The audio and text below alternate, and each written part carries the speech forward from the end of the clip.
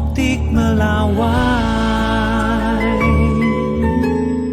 Yang jelas Gibran pastinya membutuhkan kendaraan politik ya. Saya kira isu terkait dengan Gibran yang akan bergabung dengan Golkar melalui sayap politiknya MKGR ini sebenarnya adalah isu lama yang sebenarnya menjadi penegas bahwa sebenarnya Gibran, Jokowi dan keluarga besarnya secara politik itu memiliki kedekatan di atas rata-rata. Bahkan kita tahu terpilihnya Bahlil sebagai Ketua Umum Golkar itu juga dianggap tidak terlepas dari kontribusi yang kemudian saat itu dimiliki oleh Jokowi yang posisinya masih sebagai presiden. Bahkan juga publik melihat Ketua Umum Golkar saat ini, Bahlil Lahadalia, adalah sosok yang sering juga disebut sebagai Jokowisman.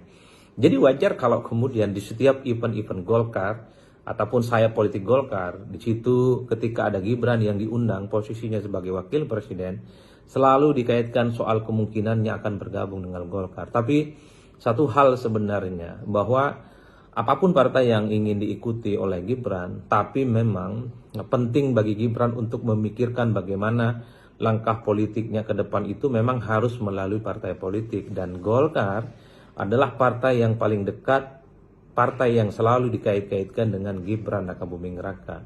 Apa faedah politiknya bagi Gibran jika bergabung dengan Golkar? Satu, tentu Gibran itu butuh backup politik dari serangan-serangan yang saya kira seringkali muncul ke Gibran ya.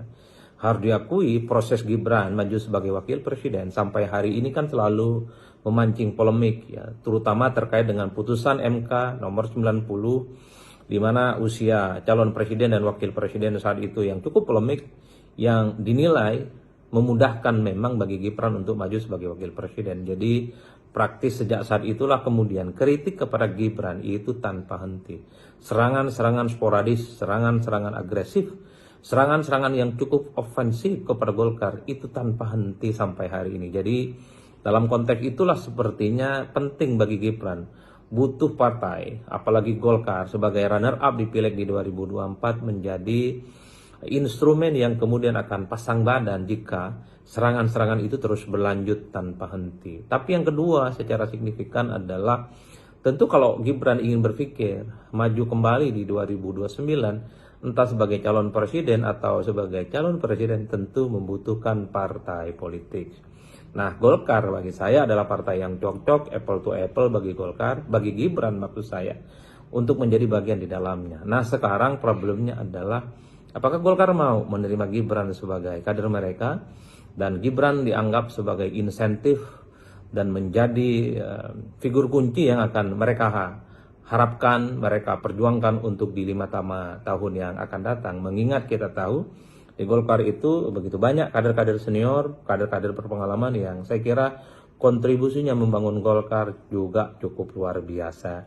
Jadi sekalipun misalnya Gibran bergabung dengan Golkar, belum tentu ada jaminan bahwa Golkar itu misalnya akan memberikan karpet kuning, memberikan dukungan politik dan akan mengusung Gibran untuk maju sebagai presiden ataupun calon wakil presiden di 5 tahun yang akan datang. Tapi yang jelas Gibran pastinya membutuhkan kendaraan politik ya, baik jangka pendek sebagai backup politik ataupun jangka panjang sebagai kendaraan untuk memantapkan langkah politiknya ke jenjang-jenjang politik lanjutan. Saya kira di situ.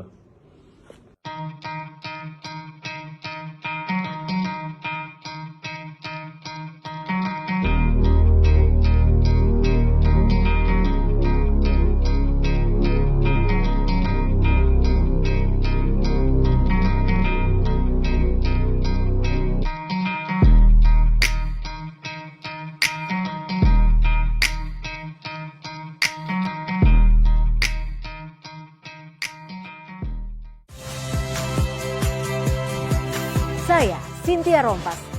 Saksikan program-program Kompas TV melalui siaran digital, pay TV, dan media streaming lainnya. Kompas TV, independen, terpercaya.